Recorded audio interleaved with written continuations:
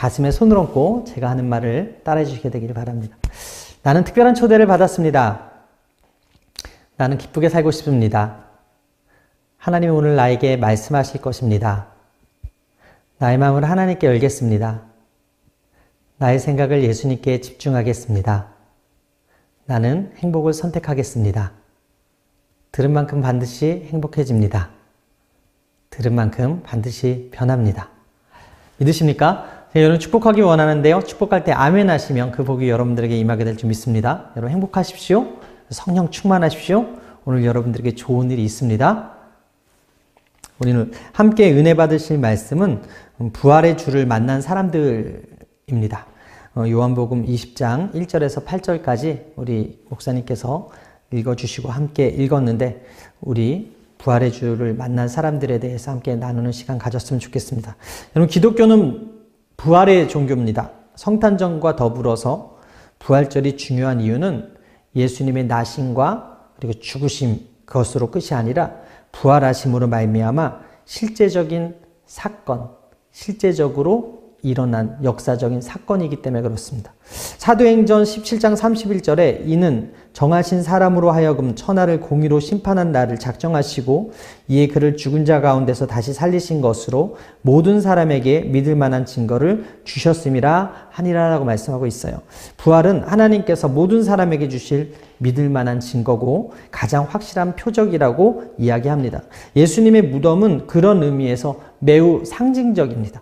왜 그러냐면 그 무덤은 비어 있었기 때문에 그래요. 예수님 생애 처음으로 군인들이 지키는 무덤이었습니다. 여러분 아시다시피 예수님은 어딜 가시든지 군인들이 따라다니지 않았습니다. 군인들이 지켜주지도 않았습니다. 그런데 예수님이 계신 그곳을 군인들이 지켰다라는 거예요. 마태복음 27장 65절에 빌라도가 이르되 너에게 경비병이 있으니 가서 힘대로 굳게 지키라 하거늘 그들이 경비병과 함께 가서 돌을 임봉하고 무덤을 굳게 지키니라. 예수님 살아계실 때는 아무도 지키지 않다가 예수님 돌아가시니까 지켰다. 그 이유는 무엇입니까? 제자들이 시체를 훔쳐가서 부활했다고 소문낼까봐 두려웠다라는 거예요. 마태복음 27장 62절 이하에 그 이튿날은 준비일 다음 날이라 대제사장들과 바리새인들이 함께 빌라도에게 모여 이르되 주여 저 속이던 자가 살아있을 때에 말하되 내가 사흘 후에 다시 살아나리라 한 것을 우리가 기억하노니 그러므로 명령하여 그 무덤을 사흘까지 굳게 지키게 하소서. 그의 제자들이 와서 시체를 도둑질하여 가고 백성들에게 말하되 그가 죽은 자 가운데서 살아났다 하면 후에 속임이 전보다 더 클까 하나이다 하니. 무덤을 지킨 이유가 뭐라고요? 예수님께서 살아생전에 부활하겠다라고 말씀하셨는데 그 부활한다는 그 말씀은 믿지 아니하고 제자들이 훔쳐갈까봐 그 시체를 훔쳐갈까봐 두려웠다라고 이야기하는 거예요. 여러분 예수님이 돌아가시고 나서 그 무덤을 내준 사람이 아리마대 요셉이라는 사람인데요. 예수님을 장사한 후에 아리마대 요셉이 친구가 와서 이렇게 물었다고 합니다. 아니 요셉 당신이 준비한 그 무덤을 왜 내놓는 건가? 그렇게 좋은 터에 오랫동안 공들였던 자신이 준비한 이 아름다운 무덤을 왜 예수에게 드렸는가? 그랬더니 아리마대 요셉이 이런 말을 했다죠. 그분이 이틀만 빌려 쓰시겠다고 했다네. 무슨 말입니까? 예수님 부활에 대한 재미있는 조크이긴 한데 그분이 이틀만 빌려 쓰시겠다고 이야기했다는 거예요. 부활을 염두에 둔 이야기죠. 여러분 사실 아리마대 요셉도 부활을 알지도 못했고 믿지도 않았습니다. 예수님께 제공한 그 무덤 다시 돌려받을 것이라고 상상도 못했을 겁니다. 빈 무덤이 보여주는 것이 무엇입니까? 예수님 부활하셨다는 증거고 사실이고 팩트라는 거예요. 여러분 지구가 하루에 한 바퀴 도는 것을 자전한다라고 이야기하죠. 자전을 365일 태양 중심으로 돌게 되는데 이것을 공전이라고 이야기를 합니다. 이 사실이 여러분 혹시 기분 나쁘신 분 계신가요? 이게 정의롭지 않다고 생각하시는 분이 계신가요?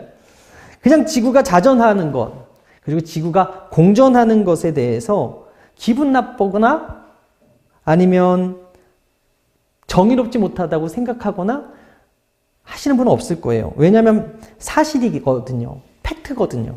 지구는 둥그니까 자꾸 걸어 나가면 온 세상 어린이들 만날 수 있다라는 거예요. 사실이라는 거예요. 사실이면서 팩트이기 때문에 사실을 받아들일 때 기분 나쁘지 않아요.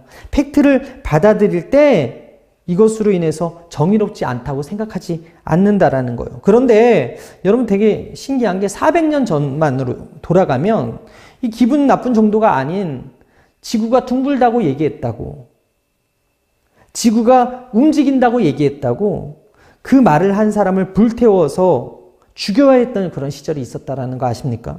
갈릴레오 갈릴레이는요, 코페르니쿠스의 지동설을 옹호해서 교황청 종교재판에서 유죄 선고를 받게 되었는데, 갈릴레오가 살던 그 시기에 지구가 움직이고 있다, 평평하지 않고 둥글다고 이야기하면 화형이었다라는 거예요. 그것으로 인해서 유죄 선고를 받아서 1916년 바티칸 종교재판정에서 지동설을 포기하는 서약을 강요받고 서약을 했다라는 거죠. 그리고 나서 어떻게 됐습니까? 400년이 지난 후에 종교적 신념이 과학적 사실보다 중요했던 그 시대에 종교적인 것보다 과학적인 지구가 둥글고 공전하고 자전한다는 사실이 밝혀지게 되었거든요. 어저께 이장균 목사님께서 책을 하나 이렇게 소개시켜 주셨는데, 책과 논의는 집이라는 책입니다. 심부름꾼 장이의 눈을 통해서 본 조선시대 사회상을 그린 책입니다. 그 아빠가 필사쟁이라는 직업을 가지고 있었대요. 어떤 책을 가져다 줘도 그 당시는 이제 복사기가 없었기 때문에 누군가가 이렇게 복사를 해줘야 돼. 손으로 필사해서 복사를 해줬어야 하는데, 이 장이 아빠가 그 필사쟁이였다는 거예요. 어떤 내용인지는 그에게 중요하지 않았고, 단지 돈을 주면 그 내용을 필사하는 직업을 가졌던 그 아빠였는데, 어느 날 관아에서 사람들이 들이닥쳐서 그 아빠를 잡아가더라는 거예요. 그리고 곤장을 내려쳤다라는 거죠. 그 이유가 무엇이었냐면 천주문을 필사해서라는 거예요. 여러분, 천주문이 뭡니까? 하나님의 말씀이 기록된 책 아닙니까?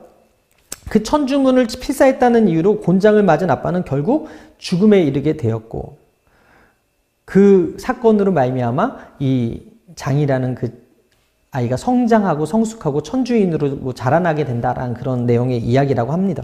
요사이 여러분, 성경을 필사한다고 누가 잡아가요? 성경 필사한다고 누가 곤장 때립니까? 예수 믿는다고 감옥 갇히나요? 그런데 조선시대는 성경을 썼다는 것만으로도, 베껴 썼다는 것만으로도 잡아가서 목숨을 잃는 그런 경우가 있었다라는 거죠.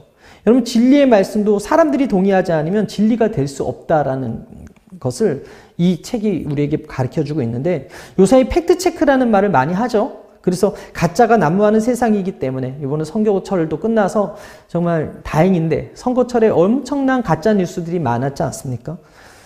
찐이라는 말이 생긴 이유도 너무 가짜가 많고, 진짜라고 해도 그 진짜를 강조하지 않으면, 찐이라고 강조하지 않으면 믿어주지 않으니까 찐이라는 말이 유행한다라는 거예요. 여러분, 폐암 투병 중인 개그맨 김철민 씨가 지난해 9월에 미국의 폐암 말기 환자가 유튜브에서 사용해서 효과를 보았다고 새 치료법이라고 해서 이야기했던 개구충제 펜벨디졸이 효과가 있다는 말에 약국에 가면요, 그 약을 구하기가 어려워졌어요. 그 약이 듣는지 안 듣는지는 몰라요. 그런데 그 약이 약국에서 구하기 어려워졌어요. 왜? 사람들이 그 약을 사기 시작했거든요. 최근 호주의 연구진이 아비맥틴이라는 이 코로나 바이러스가 48시간 안에 이 약으로 말미암아 죽는다는 이 구충제가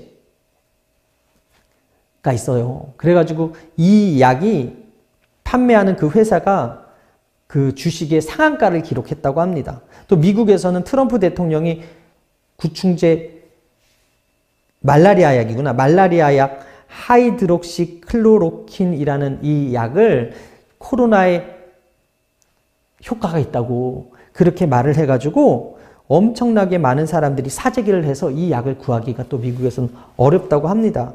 여러분, 그 신문 기사에 나오기는 이 치료제가 효과가 있지 않다라고 나왔는데, 그런데 팩트 체크도 하지 아니하고 사람들이 많이 믿으면 진실이 되어버리는 시대예요. 유명한 사람이 말하면 믿어버리는 시대예요. 이 시대는 우리가 말하는 게 진리가 아니다라고 말하지 않아요. 이것도 저것도 다 맞다라고 이야기해요.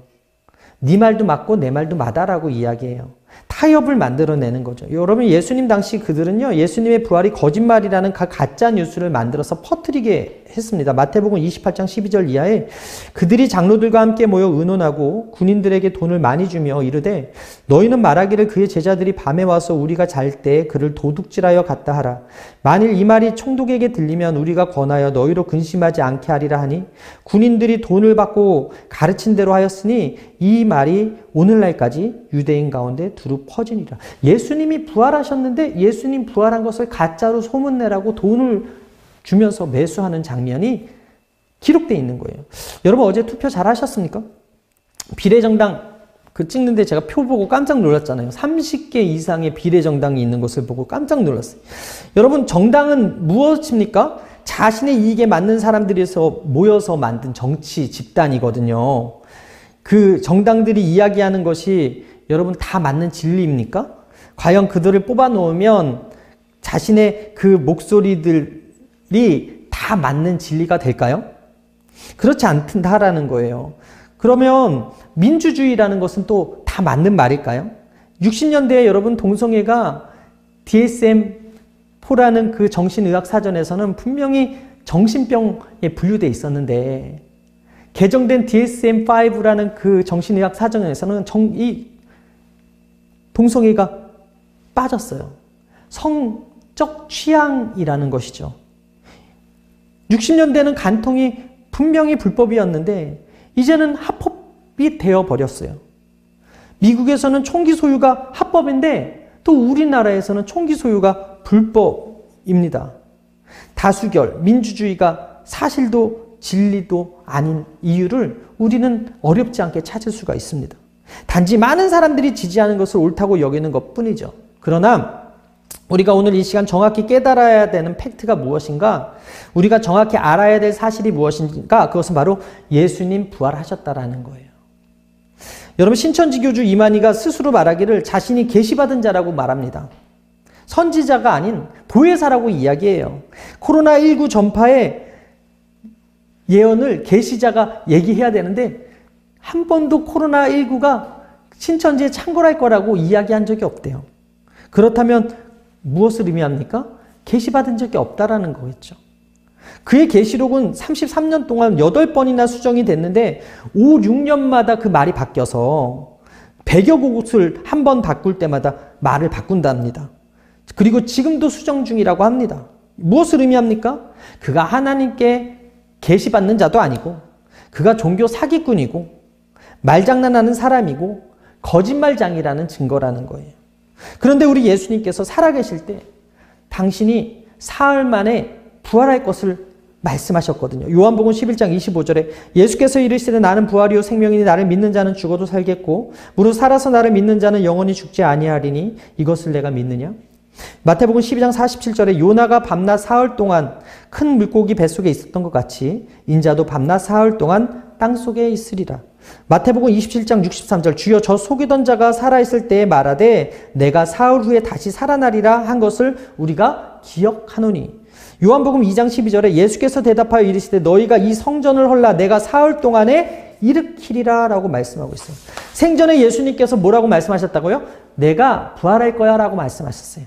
그 말씀하신 것이 사람들에게 들렸고 어떤 사람은 그것을 믿었고 어떤 사람은 그것을 거짓말로 여겼다는 거예요. 어떤 사람들에게는 돈 주고 진실을 은폐할 만큼 있어서는 안 된 사실이고 두려움이었어요. 그러나 이 사실이 오늘 사는 우리에게 얼마나 기쁜 소식인지 모릅니다. 여러분, C.S. 루이스가 이런 말을 했어요. 예수님의 최대 업적은 그분이 부활의 메시지를 선포하신 것이고 그 메시지로 다시 사신 것이다. 여러분, 부활은 놀라운 하나님 말씀의 성취입니다. 창세기부터 요한계시록까지 기록된 하나님의 말씀이 하나씩 성취되어 가고 있는데 이런 일 저런 일 다 있어도 이런 일 저런 일 다 벌어져도 우리가 기억해야 될 것은 무엇입니까? 하나님 말씀이 성취되어지고 있다라는 거예요. 여러분 예수님 말씀하지 않았습니까? 마태복음 24장 4절 이하에 예수께서 대답하여 이르시되 너희가 사람의 미혹을 받지 않도록 주의하라. 많은 사람이 내 이름으로 와서 이르되 나는 그리스도라 하여 많은 사람을 미혹하리라. 난리와 난리 소문을 듣겠으나 너희는 삼가 두려워하지 말라. 이런 일이 있어야 하되 아직 끝은 아니니라. 여러분 신앙생활은 예수님 말씀대로 살아가는 거예요. 믿으시면 아멘. 무덤에 계시지 아니하시고 사망과 권세와 음부와의 권세를 이기신 예수님의 말씀이 우리들의 삶의 지표가 되어서 살아갈 때 우리의 삶은 능력 있는 거예요. 우리의 삶은 힘이 있는 거예요. 우리는 오늘 승리할 수 있다라는 거예요. 여러분 오늘 제가 부활의 예수님을 만난 사람 세 부류를 소개시켜 드릴 텐데 부활의 주를 만난 사람들이 어떤 사람들이고 그들이 어떻게 변했는가, 그들이 이 예수님을 만나고 어떤 삶을 살았는가 함께 나눠봤으면 좋겠습니다. 첫 번째가 누구냐면 울고 있는 막달라 마리아라는 것입니다. 예수님이 시신이 무덤에서 사라진 것을 가장 먼저 발견한 것이 누구였냐면 바로 막달라 마리아였습니다. 요한복음 20장 1절 이하에 안식 후 첫날 일찍이 아직 어두울 때 막달라 마리아가 무덤에 와서 돌이 무덤에서 옮겨진 것을 보고 마가복음 16장 6절에 청년이 이르되 놀라지 말라 너희가 십자가에서 못 박히신 나사렛 예수를 찾는구나. 그가 살아나셨고 여기 계시지 아니하리라. 보라 그를 두었던 곳이니라. 여러분 마리아는 예수님이 시신이 사라진 빈 무덤을 쳐다보고 울었습니다. 요한복음 20장 11절에 마리아는 무덤 앞에 서서 울고 있더니 울면서 구부려 무덤 안을 들여다보니 흰옷 입은 두 천사가 예수의 시체 뉘었던 곳에 하나는 머리편에 하나는 발편에 앉았더라. 무덤가에서 여인이 할 수 있는 것은 그저 우는 것뿐이었어요. 신학자 렌스키라는 사람이요 본문을 주석하면서 이렇게 말했습니다. 막달라 마리아는 예수님의 시신이 없어진 까닭에 울었으나 만약 그날 예수님의 시신이 무덤 속에 있었다면 그녀와 우리는 영원히 울게 되었을 것이다. 만약 예수님의 시신이 그 무덤 속에서 사라지지 아니하고 그대로 있었다면 생명과 부활의 종교인 기독교는 존재하지 않을 것입니다. 이만희와 같이 예수님은 거짓말쟁이가 되었을 것입니다. 그러나 그 무덤은 비어 있었다라는 거예요. 어떻게 그분이 우리의 눈물을 닦아줄 수 있어요? 그분이 부활하셨기 때문에 그래요. 우리의 죽음의 문제를 어떻게 해결할 수 있어요? 그분의 무덤이 비어있기 때문에 그래요. 본문의 막달라 마리아는요, 청순한 마리아와는 다른 본래 7귀신 들렸던 여인이었어요. 누가복음 8장 1절 이하에 그 후에 예수께서 각 성과 마을에 두루 다니시며 하나님의 나라를 선포하시며 그 복음을 전하실새 12제자가 함께하였고 또한 악귀를 쫓아내신과 병 고침을 받은 어떤 여자들 곧 7귀신이 나간 자 막달라인이라 하는 마리아와 여러분 성경이 소개하는 그 여인은요, 그가 7귀신에 들려 있었다라는 거예요. 7귀신에 들려 있었다는 것은 무엇을 의미하냐면 도덕적으로, 정신적으로, 육체적으로, 심리적으로, 영적으로 심각하게 무너져 있는 상태라는 것입니다.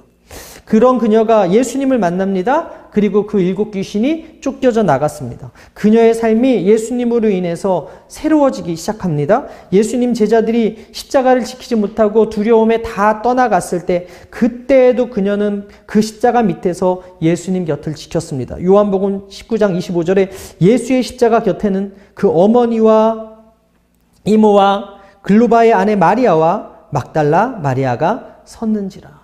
예수님께서 돌아가신 그 사흘째 되던 주일 이른 새벽에 막달라 마리아는 예수님이 누워 계신 그 무덤을 찾아갔어요. 그 이유가 무엇입니까?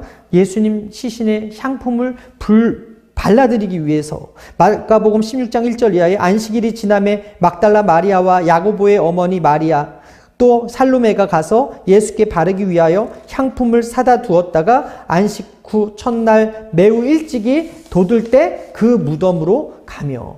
여러분 예수님의 제자들은 부활의 메시지를 잃어버렸습니다. 그래서 예수님이 부활하신다는 사실을 까맣게 잊고서 그 안식 후 첫날에 그 무덤으로 찾아오지 않았어요. 그런데 그녀는 예수님께 달려갔어요. 그리고 부활의 주님을 만났어요. 요한복음 20장 15절에 예수께서 이르시되 여자여 어찌하여 울며 누구를 찾느냐 하시니 마리아는 그가 동산직인 줄 알고 이르되 주여 당신이 옮겼거든 어디 두었든지 내게 이르소서 그리하면 내가 가져가리이다. 예수께서 마리아야 하거늘 마리아가 돌이켜 히브리 말로 랍오니 하오니 이는 선생님이라는 말이라. 부활하신 예수님을 만났습니다. 너무 감격해서 선생님하고 불렀어요. 그리고 마리아의 눈물이 그쳐졌어요. 슬픔이 변하여 춤이 됐어요. 3년 반 동안 주님 곁에서 있었던 그 12제자, 부활의 아침에 예수님을 만난 것이 아니라 부활의 아침에는 울고 있던 그녀가 예수님을 만났고 그 예수님을 만난 그녀는 울음을 멈추고 기쁨을 회복했다는 거예요. 시편 30편 11절에 주께서 나의 슬픔이 변하여 내게 춤이 되게 하시며 나의 베옷을 벗기고 기쁨으로 띠띠우셨느니라. 이사야 61장 3절에 무릇 시온에서 슬퍼하는 자에게 화관을 주어 그 죄를 대신하며 기쁨의 기름으로 그 슬픔을 대신하며 찬송의 옷으로 그 근심을 대신하시고 그들이 의의 나무 곧 야훼께서 심으신 그 영광을 나타낼 자라 일컬음 받게 하려 하심이라. 사랑하는 여러분, 살아계신 예수님을 만나는 사람은요, 누구나 슬픔이 변하여 기쁨으로 회복되는 사람임을 믿으시게 되길 바랍니다. 그런 은혜를 체험하는 사람, 어떤 사람? 예수님 만나는 사람. 우리가 마리아처럼 예수님의 음성을 들어야 하는 이유가 바로 여기 있어요. 그렇게 살 때 비로소 이 슬픔 많은 세상을 이길 수 있고요. 얼굴에 웃음을 띠고 살 수 있기 때문에 그렇습니다. 막달라 마리아는요, 세상적으로 보면 정말 보잘것없는 여인이었습니다. 이름이 기억되지도 못할 여인이었어요. 하찮은 여인이었어요. 아무도 거들떠보지 않던 여인. 그런데 그 여인이 예수님의 부활의 아침에 첫 증인이 되었어요. 거기서 멈추지 아니하고 예수님께서 그녀에게 사명을 주시는데 부활하신 예수님께서 부활의 소식을 전하라고 이야기하는 거예요. 요한복음 20장 17절에 예수께서 이르시되 나를 붙들지 말라 내가 아직 아버지께로 올라가지 아니하였노라. 너는 내 형제들에게 가서 이르되 내가 내 아버지 곧 너희 아버지 내 하나님 곧 너희 하나님께로 올라간다 하라 하시니 막달라 마리아가 가서 제자들에게 내가 주를 보았다 하고 또 주께서 자기에게 이렇게 말씀하셨다 이르니라. 그녀는 예수님께 사명을 받았어요.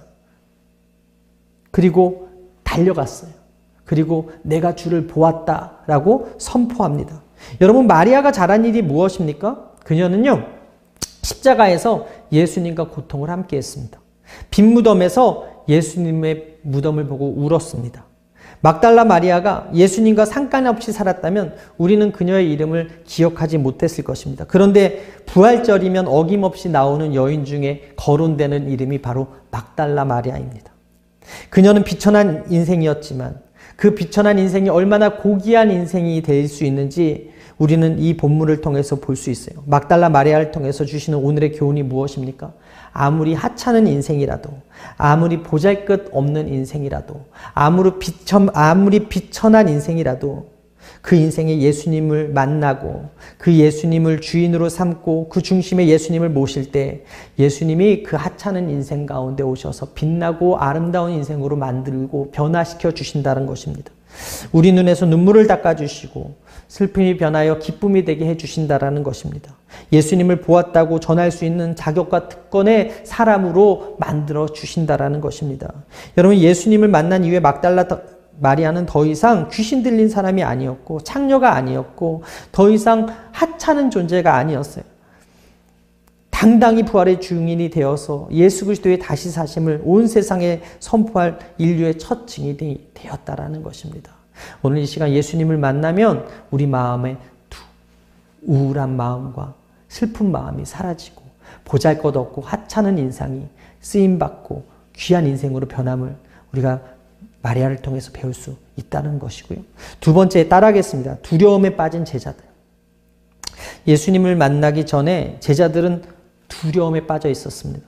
여러분, 예수님은 평강의 왕이세요. 믿으시면 아멘.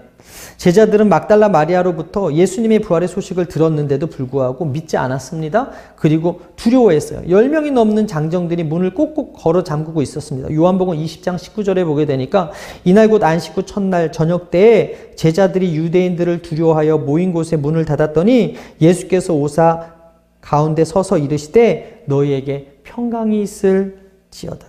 창녀였고 귀신 들렸던 막달라 마리아는 기쁨에 선포하고 있는 그때 10명의 그 제자들은 다락방에 숨어서 두려워하고 있었다. 예수님의 제자라는 호칭이 중요한 게 아닙니다. 과거 창녀였다라는 게 중요한 것이 아닙니다. 과거에 귀신 들렸다라는 게 중요한 게 아니에요. 지금 현재 부활하신 예수님을 만났느냐 만나지 못했느냐가 중요해요. 지금 현재 부활하신 예수님을 믿느냐 아니냐가 중요해요. 지금 현재 부활하신 그 예수님 안에 있느냐 아니냐가 중요하다라는 거예요. 여러분, 제자들의 문제는 예수님과 함께 오래 있었음에도 불구하고 말씀을 제대로 알지도 못했고 제대로 깨닫지도 못했다는 데 문제가 있어요. 분명히 예수님께서 다시 사실 것을 여러 차례 말씀했음에도 불구하고 그 바리새인과 사두개인과 그 종교 지도자들은 예수가 부활할까 두려워 그 문을 임봉하고 사람들을 써서 지켰음에도 불구하고 그들은 안식일 아침에 무덤가에 없었다는 거예요. 그래서 안식일 첫날 부활의 증인이 되지 못했어요. 그도 그럴 것이 예수님께서 십자가에서 비참하게 죽는 그 모습을 보고 얼마나 두렵고 떨렸겠어요. 다음은 우리가 그렇게 될 수도 있겠다라는 그 두려움이 왜 없겠습니까? 이들은 모두 공포에 짓눌려 있었던 상태였던 것 같아요. 여러분, 신앙이 무엇입니까? 두려움을 걷어내는 것입니다. 의심과 불신과 그런 두려움이 찾아올 때 그 문을 열어 젖혀버리는 것이 신앙이라는 거예요.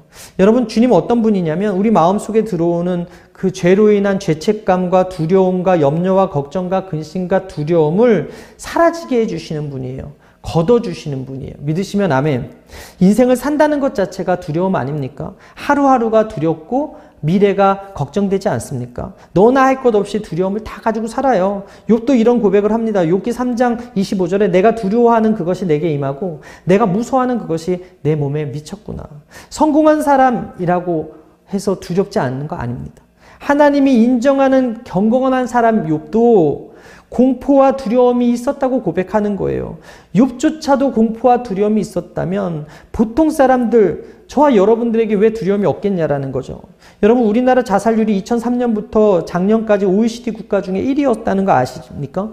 동유럽 발트해에 있는 리투아니아라는 나라가 작년에 OECD에 가입함으로 인해서 자살률 1위 국가라는 오명을 내어줬기 때문에 우리가 지금은 2위를 차지하고 있지만 지금도 1년에 1,500명이 이상이나 되는 사람들이 자살을 하고 있다고 합니다. 하루에 36명 정도가 자살하고요. 1시간에 1.5명 정도 꼴로 자살을 계속하고 있다고 합니다.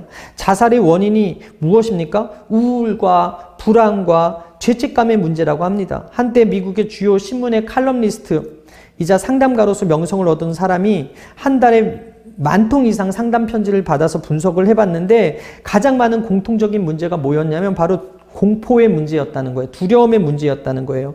취직해야 하는데 두렵고, 젊은 나이에 암에 걸릴까 봐 두렵고, 죽으면 어떻게 할까에 대한 그 공포, 이렇게 공부하다가 졸업해서 성공하지 못하면 어떻게 할까 하는 그런 두려움, 요사이는 또 코로나에 걸리면 어떡할까, 격리되면 어떡할까 하는 그런 두려움이 있지 않습니까?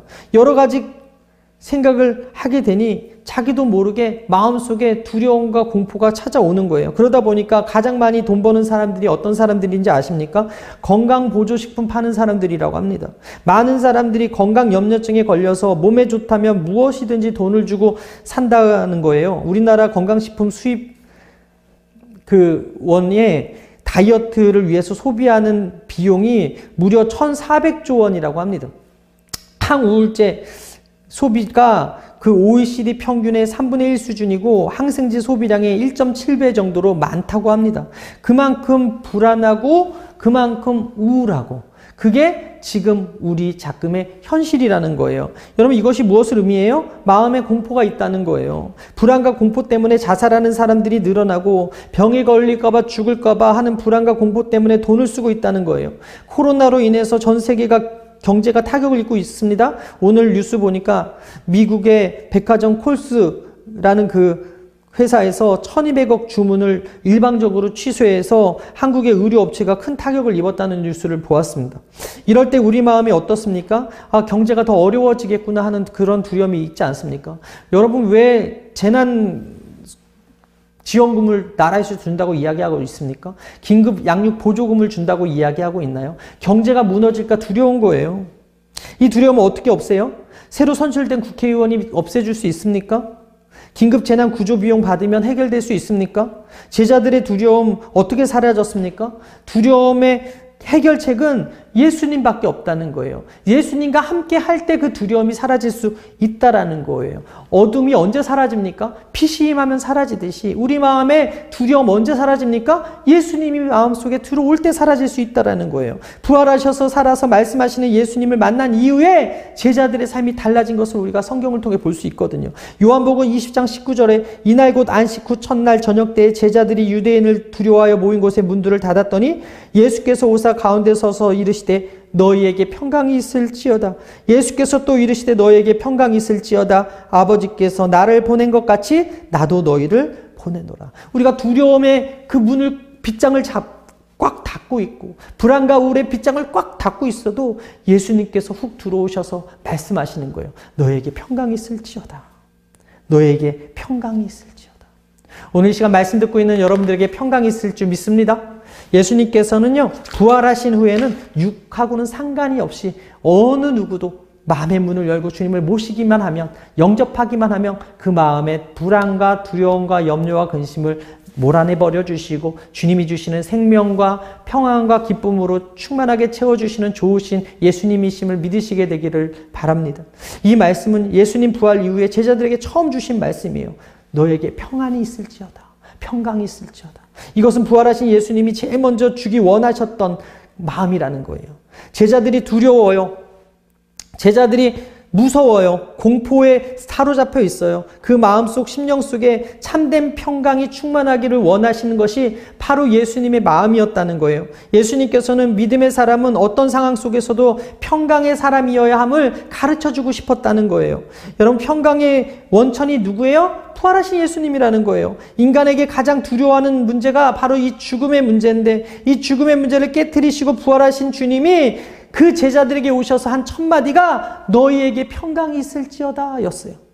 이 말씀을 받은 제자들이 기뻐했다고 성경은 기록합니다. 요한복음 20장 20절에 이 말씀을 하시고 손과 옆구리를 보이시니 제자들이 주를 보고 기뻐하더라. 여행을 가다 보면 여러분 호텔방에 옷장 안에 금고가 있는 것을 봅니다. 귀중한 것은 그 속에 넣어두라는 거고요. 거기에 또 써 있어요. 방 안에 이런 글이 써 있어요. 더 귀중한 것이 있다면 호텔 프런트에 맡기십시오. 호텔 프런트 금고에 맡기시면 저희가 맡아드리겠습니다. 만약 호텔 프런트에 맡기지 않은 물품이 분실되면 저희가 책임지지 않습니다라고 써 있어요. 여러분, 맡길 것만 책임져 준다는 거예요. 여러분, 우리는 잠시 있다 떠나가는 나그네 같은 사람들입니다. 한마디로 투숙객이에요. 이 세상 주인 되시는 주님께서 우리에게 뭐라고 말씀하시냐면 맡기라고 이야기하는 거예요. 베드로전서 5장 7절 너희 염려를 다 주께 맡기라. 이는 그가 너희를 돌보심이라. 잠언 16장 3절에 너희 행사를 야에게 맡기라. 그리하면 내가 경영하는 것이 이루어지리라. 시편 37편 5절에 내 길을 야에게 맡기라. 그를 의지하면 그가 이루시고. 여러분 따라하겠습니다. 맡길 때 맡아주신다. 맡기는 것만큼 평안하다. 우리가 맡길 때 맡아주시고 맡길 때 평안이 임해 온다는 거예요. 여러분, 나그네 같은 인생길에 주님께서 말씀을 주셨는데 그 말씀이 뭐예요? 너희가 두렵니? 너희가 불안하니? 너희가 떨리니? 너희 미래가 어둡니? 마음이 우울하니? 내게 맡겨. 그럼 내가 너에게 알지 못하는 평강과 기쁨과 은혜로 충만하게 채워줄게. 그렇게 말씀하는 거예요. 여러분, 맡긴다는 것은 그분이 결과를 선하게 책임져 주심을 믿고 어떤 상황 속에서도 그분의 말씀대로 살아가는 것을 의미하지 않습니까? 요한복음 14장 27절에 평안을 너에게 끼치노니 곧 나의 평안을 너에게 주노라. 내가 너에게 주는 것은 세상이 주는 것과 같지 아니하니라. 너희는 마음에 근심하지 말고 두려워하지도 말라. 여러분, 빗장을 걸어 잠근 제자들의 방에 오셔서 평강이 있어라, 평강이 있을지어다 라고 선포하셨던 그 예수님께서 오늘 마음의 두려움으로 공포로 떨고 있는 우리 마음 가운데 오셔서 뭐라 그래요? 평강이 있을지어다라고 말씀하고 있어요. 여러분 삶을 아끼시게 되길 바랍니다. 평강의 하나님께서 평강의 삶으로 책임져 주실 수 있기 때문에 오늘 종의 입술을 통하여서 다시 한번 말씀하고 있다는 거예요. 우리가 어떤 상황 속에서도 담대할 수 있는 이유가 무엇입니까? 평안할 수 있는 이유가 무엇입니까? 그렇게 할 수 있는 단 한 가지 이유는 예수님이 세상을 이기셨거든요. 요한복음 16장 33절 이것을 너에게 이르는 것은 너희로 내 안에서 평안을 누리게 하려 함이라. 세상에서는 너희가 환난을 당하나 담대하라. 내가 세상을 이겼노라. 죽음을 이기셨기 때문에 마귀의 권세와 음부의 권세를 이기시고 부활하셨기 때문에 우리는 그 명령에 순종하고 그 말씀을 받아들일 때 평안할 수 있다라는 거예요. 여러분, 제자들이 그 말씀 받고 나서 어떻게 변했습니까? 요한복음 2장 20절에 보게 되면 죽은 자 가운데서 살아나신 후에야 제자들이 이 말씀하신 것을 기억하고 성경과 예수께서 하신 말씀을 믿었다라고 이야기합니다. 부활의 예수님을 만나면 믿음이 생기는 거예요. 사도행전에 보게 되면 사도들이 성령의 권능으로 전했던 것이 누구였냐면 살아계신 예수님이었어요. 사도행전 4장 33절에 사도들이 큰 권능으로 주 예수의 부활을 증언하니 무리가 큰 은혜를 받아. 십자가에서 달려서 죽으신 예수님 바라봤을 땐 두려웠는데 부활하신 예수님 만나고 나서 살아계신 예수님을 담대히 증거했다라고 성경은 이야기합니다. 오늘도 살아계시고 부활하셔서 나의 삶 가운데 찾아오셔서 함께 하시길 원하시는 그 예수님 만나면 우리 안에 있는 모든 불안과 공포와 어둠의 세력을 넉넉히 이길 수 있음을 믿으시게 되기를 바랍니다. 세상을 이기고 죽음을 이기고 인간의 슬픔을 기쁨과 환희로 바꾸실 그분이 우리의 보호자가 되시고 우리의 모든 염려와 걱정과 근심을 맡기라고 말씀하시오니 오늘 그 예수님을 여러분 마음 가운데 인정하고 환영하고 모시고 의지하고 받아들임으로 말미암아 오늘 이 시간 두려움에 휩싸여 계신 분이 있다면, 마음이 불안하신 분이 있다면 다시 찾아오셔서 너에게 평강이 있을지어다 말씀하시는 그 주님의 음성이 들려지는 은혜가 있게 되기를 주님의 이름으로 축원합니다. 마지막입니다. 의심하는 도마를 만났습니다. 예수님께서 부활하셨다는 소식을 들었음에도 불구하고 예수님의 제자 도마는 믿지 않았어요. 요한복음 20장 24절에 12제자 중에 하나로서 디두모라 불리는 도마는 예수께서 오셨을 때 함께 있지 아니한지라. 다른 제자들이 그에게 이르되 우리가 주를 보았노라 하니 도마가 이르되 내가 그의 손에 못자국을 보며 내 손가락을 그 못자국에 넣으며 내 손을 그 옆구리에 넣어보지 않고는 믿지 아니하겠노라 하니라. 여러분, 도마의 별명이 의심 많은 자였는데 도마는 10명의 제자들이 함께 모여 있을 때 무슨 일 때문이었는지는 몰라도 밖에 나가고 그 자리에 없었습니다. 9명의 제자가 10명의 제자가 예수님이 부활했다고 하는데 자기 혼자서만 못 믿겠다고 하는 거예요. 여러분, 의심도 일종의 부정적인 믿음이거든요. 신앙생활에 있어서 3인조 강도가 있는데 첫 번째 강도가 의심, 두 번째 강도가 두려움, 세 번째 강도가 염려예요. 이 강도가 들면 신앙생활에 적신호가 켜져요. 어떤 교회 어른들은 그냥 이것도 저것도 따지지 말고 덮어놓고 믿으라고 이야기하는데, 그러나 무조건 믿는 것이 능사가 아니죠. 기독교의 본질은 아니에요. 기독교는요, 무조건 덮어놓고 믿는 게 아니라 기본 진리와 핵심과 가치가 무엇인지 정확히 알지 못하면, 믿음의 대상조차 제대로 알지 못하면 흔들릴 수밖에 없고 습관적인 신앙생활을 할 수밖에 없고 능력 있는 신앙생활을 할 수가 없어요. 바로 알고 바로 믿는 게 중요해요. 무엇보다 영적으로 혼탁하고 이단, 신천지나 이런 악한 이단들이 흥행하는 이런 시대 속에서는 하나님의 말씀을 바로 배우는 것이 중요합니다. 그래서 우리는 성경을 가까이 해야 되고요. 말씀을 잘 배워야 되고요. 주의 종에게 가까이 해야 되고요. 신앙 공동체를 가까이 해야 됩니다. 어찌 보면 도마는 혼자 떨어져 있었기 때문에 의심했다는 거예요. 다른 사람들이 다 만난 그 예수님을 혼자서 믿지 않겠다고 이야기하고 있는 거예요. 여러분, 이틀 전에 1호선 열차가 신길역에서 탈선했다는 뉴스를 보았습니다. 그 탈선은 복구하는데 10시간 정도 걸렸다고 합니다. 여러분, 신앙생활을 잘 하는 사람도 탈선할 수 있어요. 예수 잘 믿던 사람도 실족할 수 있어요. 탈선할 때 중요한 것이 무엇입니까? 빨리 제자리 찾는 거예요. 빨리 제자리로 돌아와서 그 레일로 가야 된다는 것입니다. 신앙생활의 탈선은 여러분 의심하는 거거든요. 믿음을 버리는 것이거든요. 이게 제일 조심해야 될 겁니다. 여러분, 왜 도마가 의심했습니까? 예수님이 먼저 보이신 10제자와 함께 있지 않았기 때문에 그래요. 오늘 보면 24절에 그들과 함께, 도마는 예수께서 오셨을 때 함께 있지 아니한지라 라고 말씀하고 있다라는 거예요. C.S. 루이스가 이렇게 말했습니다. 그리스도를 배우기에 가장 적합한 도구는 함께 그분을 바라보는 그리스도인의 공동체다. 공동체가 중요하다는 것이죠. 여러분, 사춘기 때 누구나 탈선할 수 있습니다. 일탈할 수 있습니다. 사춘기는 건강한 자아를 찾아가는 과정이고 자연스러운 거예요. 어른이 되어져 가는 과정이기 때문에 인간이라면 꼭 필요한 시기예요. 그런데 탈선할 때, 일탈할 때 중요한 것이 뭐예요? 바로 잡아주는 누군가가 있어야 된다는 거예요. 그게 선생님이든 친구든 부모든 누구든지 간에 그 아이가 일탈하고 탈선할 때 사랑으로 기다려주고 잡아주는 공동체가 필요하다라는 거예요. 그럴 때 그 아이가 망가지지 않는다는 거예요. 그런데 그 아이를 바로잡아줄 누군가가 없다면, 공동체가 없다면, 가정이